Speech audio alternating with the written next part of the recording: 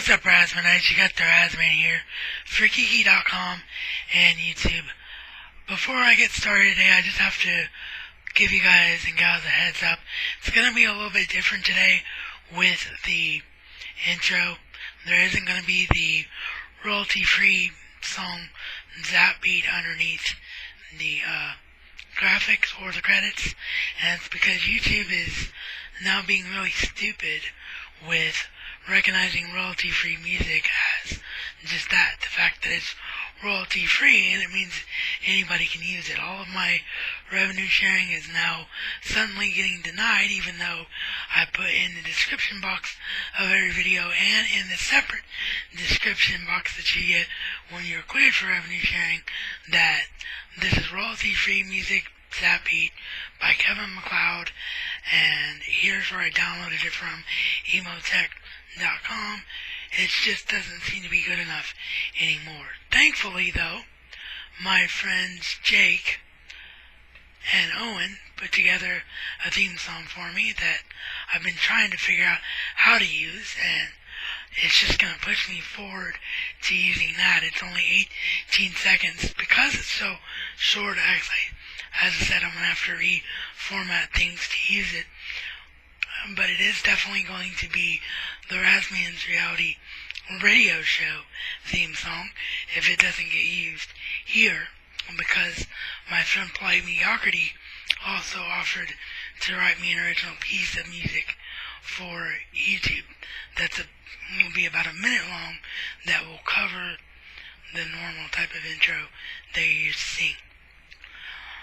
Now that that's out of the way, as you can see by the title, it's a bit of an unfortunate subject I have to talk about today.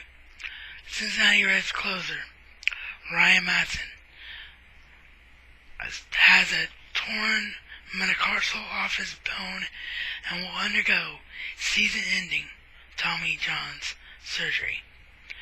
So, I have to talk about it.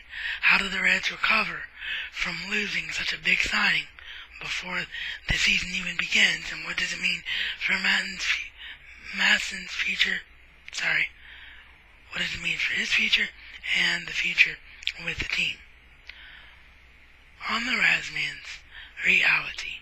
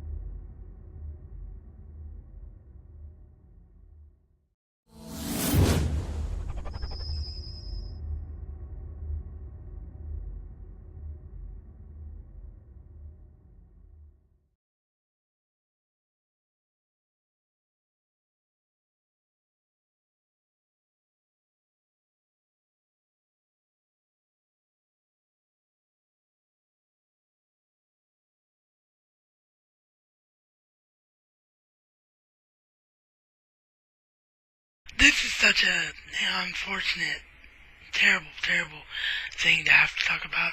Ryan Madson was a huge signing for the Reds this year. Anybody that follows baseball knows that this guy has been the most dominant closer in the National League. Statistically, last year when he closed games for the Phillies, nobody had a higher rating per games that they were in and saves that they were able to convert. That ratio was the highest among any pitcher in the entire National League. So you bring a guy like Marshall over in the trade, who is one of the most dominant left-handed pitchers in the game.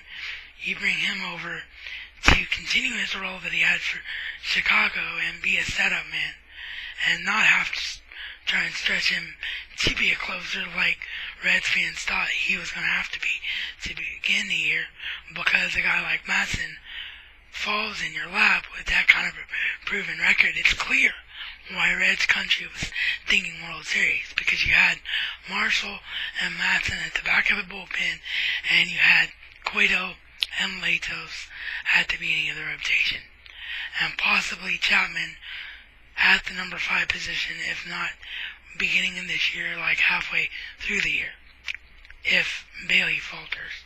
So, there were so many things that were positive. Leak is extremely underrated as a starter.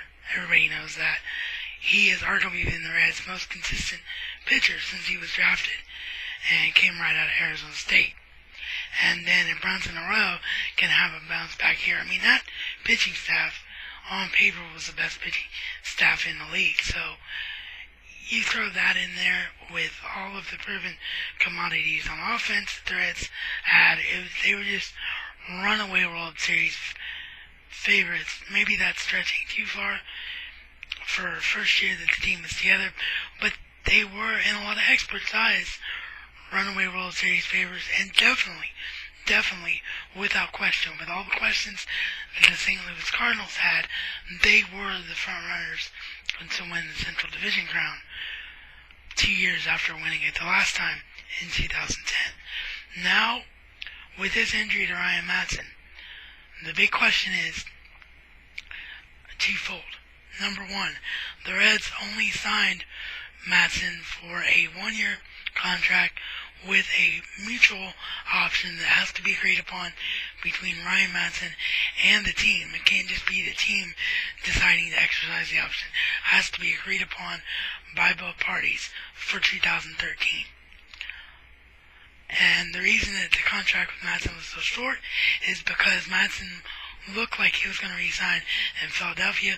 Those negotiations fell through, and Madson was on the free agent market for a very, very short amount of time, and rather than waste time, the Reds just gave him what they could to make sure that he was in their camp.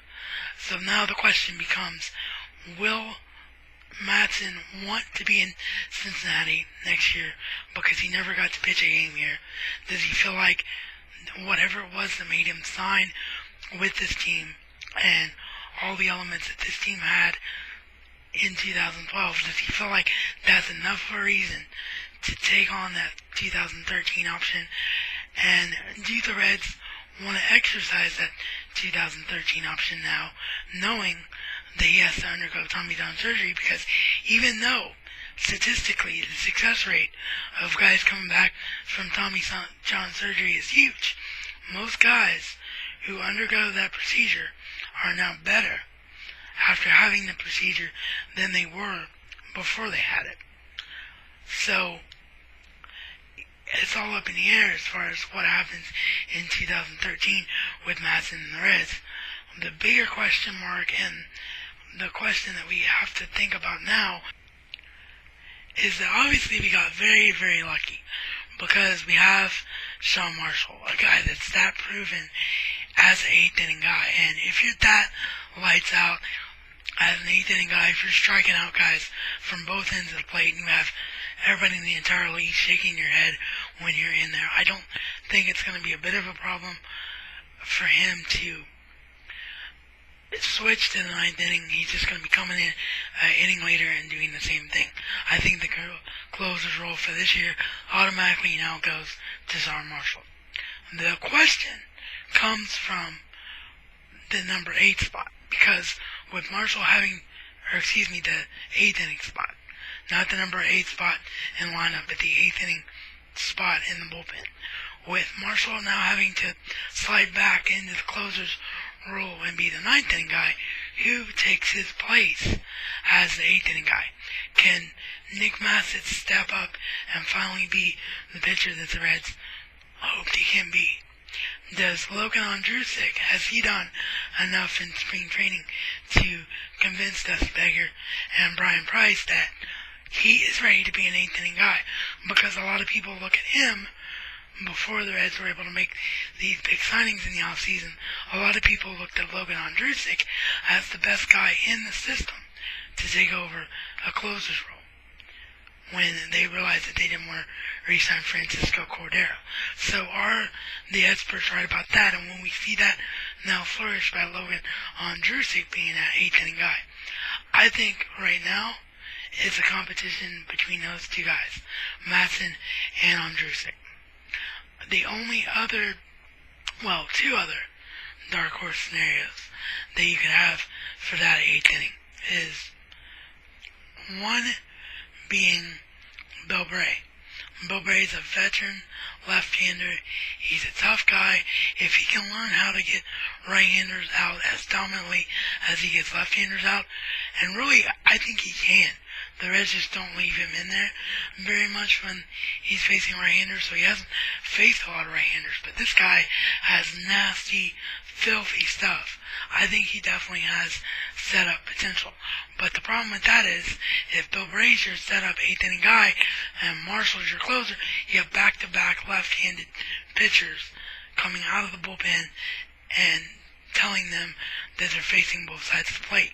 Statistically in baseball, it's a very rare thing to get a left-hander that can do that for 2 innings in a row late in the game. So, but Bill Bray is definitely one eighth inning possibility. The other is, of course, another left-hander in Aroldis Chapman. I know that everybody has been thinking that Aroldis Chapman is going to be a starter. He came in to camp this year as a starter. The Reds feel like his long-term future is a starter. And like I said in my spring training preview, I do agree with that long-term, but I didn't so much agree with it this year. I thought that he could really help the bullpen staying in that 7th, 8th inning role. Well, now the Reds' hands might be forced to make me right. Now he may have to return to that 7th, 8th inning role for just one more season to help Sean Marshall and be the guy that gets to Sean Marshall. And what that does is pretty much tell Homer Bailey that the 5th spot is yours unless you screw it up. And it'll make things a little less convoluted there. But the problem with all this, of course, is opening day is April 5th. The Reds have less than a week to figure this unfortunate mess out. So, it doesn't sour me to the point to where I'm about ready to wave the white flag and I think the Reds are going to have a terrible year without Ryan Madson. It's just something that I wish they didn't have to overcome. And we'll have to wait and see who steps up and fills that 8th inning role. And is Sean Marshall, obviously he's going to say and act and do all the right things as a closer, but mentally he's never really closed a lot of games. He closed a few for Chicago last year, but Chicago always had Carlos Marmol, and still do have Carlos Marmol without him there in that closer's role. So is Sean Marshall ready to transfer from an 8th inning guy to a closer? He definitely has the stuff, but does he have the mental makeup? We'll have to wait and see how the Reds' bullpen shapes out with this tragedy. I'm still very optimistic, but I'm also very, very disheartened. So Ryan Madson, please get well. Have a positive attitude. Know you're going to probably be able to come back within a year. And please, come back to the Reds. You never got to pitch a live game, a game that counted in the Cincinnati Reds uniform. Please make that happen in 2013. Unless something happens with this team with you not there that makes you realize the team doesn't need you. This is reality according to the Razzman. And Razzman style, it's not just a catchphrase, but a way of